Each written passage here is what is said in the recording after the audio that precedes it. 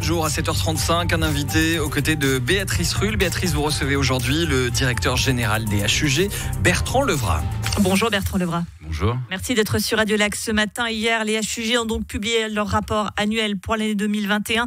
Et sans surprise, la Covid a, je cite, essentiellement occupé les HUG. Quand on dit essentiellement, forcément la question que tout patient se pose est de savoir est-ce que ça s'est fait au détriment des autres pathologies ?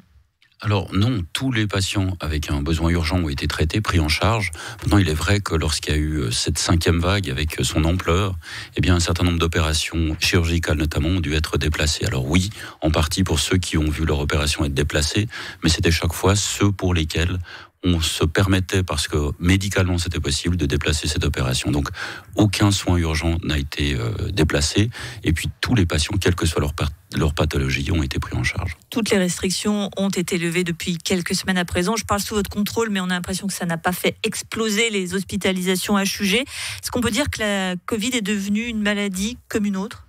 Alors, quelque part, c'est ce que l'on constate. Aujourd'hui, on a encore une 50aine d'hospitalisations par semaine de la grippe et une 50aine, un peu plus d'ailleurs, d'hospitalisations du Covid. Donc on a quand même le Covid qui continue à circuler, qui continue à exister.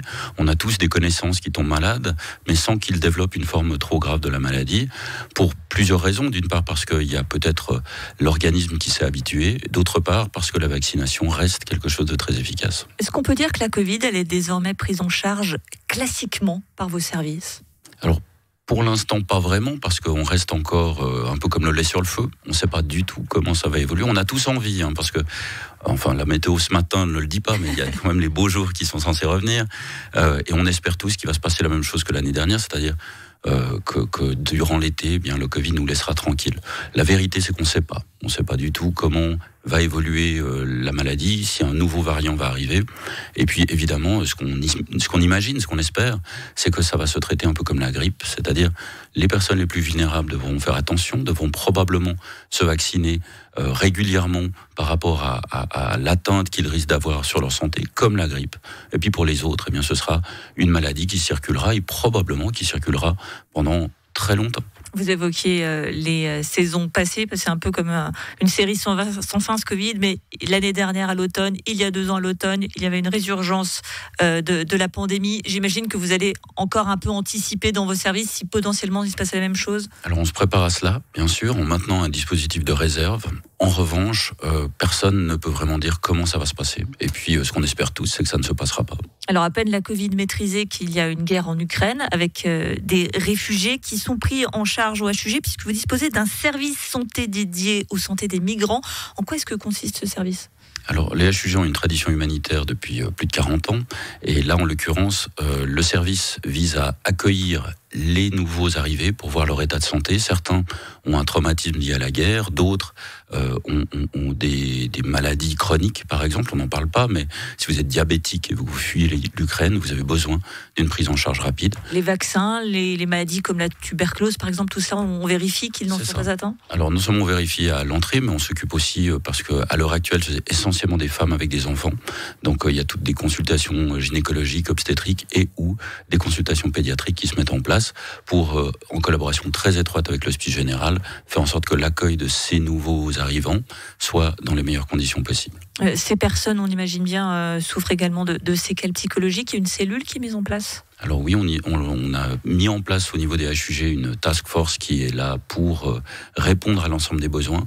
Et puis comme contribution spécifique aussi, savoir que des collaboratrices et collaborateurs des HUG, des médecins, des infirmières partent en Moldavie actuellement pour aussi donner un soutien avec la DDC, avec l'aide au développement suisse, pour être aussi avec le CICR ou avec Médecins sans frontières. Donc on a vraiment une contribution, les HUG, pour essayer d'aider. Et puis nous avons un bâtiment qui est vide pour les 18 prochains mois, dans l'attente d'une construction. Et là, nous avons proposé à l'Hospice Général de le mettre à disposition d'une 50aine de réfugiés. Donc une 50aine de réfugiés vont être hébergés dans ce bâtiment-là ? Ça dépendra de l'Hospice Général, mais très vraisemblablement oui, parce que, encore une fois, c'est un bâtiment qui doit être rénové. La rénovation doit intervenir dans 18 mois et pour l'instant, il est vide de tout patient. Un mot tout de même de cette fuite de données dernièrement au sein de l'hôpital de Neuchâtel. Est-ce que vous pouvez nous garantir que la sécurité des données des patients est garantie justement au HUG ? Alors c'est dramatique pour les patients et pour l'hôpital. Nous subissons à peu près 30 000 attaques informatiques par jour. Donc les HUG, ça fait longtemps qu'on est très alerte sur ces questions-là et nous faisons tout notre possible pour que la sécurité des données soit garantie. Nous avons évidemment des moyens importants que nous mettons pour éviter que cela se produise. Il est vrai que les cyberattaques peuvent être massives ou peuvent être extrêmement ciblées. Nous avons l'année dernière vécu à un moment donné près de 1 million d'attaques informatiques par jour sur les HUG. Et puis nous avons résisté. Alors j'ai envie de vous dire, oui, nous avons dressé un filet de sécurité qui est très élevé pour faire en sorte que la sécurité des patients soit préservée. Puis en même temps, ces attaques informatiques étant quotidiennes, étant extrêmement sophistiquées pour certaines, on espère que le filet tient. Pour terminer, 275 000 personnes sont passées par les HUG l'année dernière. C'est la moitié de la population du canton. Est-ce qu'il faut s'en inquiéter ou se féliciter d'une bonne prise en charge ? Parce que ça semble conséquent, 275 000. Je crois qu'il faut se féliciter. Il vous suffit, pour toutes les Genevoises et les Genevois qui nous écoutent, je vous souhaite de partir en vacances à Pâques, mais il suffit d'être un peu dans un autre pays pour tout d'un coup se dire ce serait mieux qu'il ne m'arrive pas quelque chose, parce que je ne suis pas sûr du système de santé. Ici à Genève, on a la chance d'avoir les HUG, on a la chance d'avoir un réseau médico-soignant extrêmement dense et bien développé. Puis je crois que, comme toujours, si on arrive au HUG, on est en sécurité. Et mon indicateur, c'est que je peux envoyer n'importe quel membre de ma famille ou moi-même dans n'importe quel service des HUG. Je suis sûr que vous êtes dans un des meilleurs hôpitaux du monde. D'ailleurs, on est classé 32e meilleur hôpital mondial au HUG, parce que nous avons la chance d'avoir un hôpital universitaire de très très grande qualité. Et le président de ces hôpitaux universitaires de Genève, 32e, parmi les 30 premiers hôpitaux au monde, Bertrand Levrat, était sur Radio Lac ce matin. Merci à vous. Merci à vous.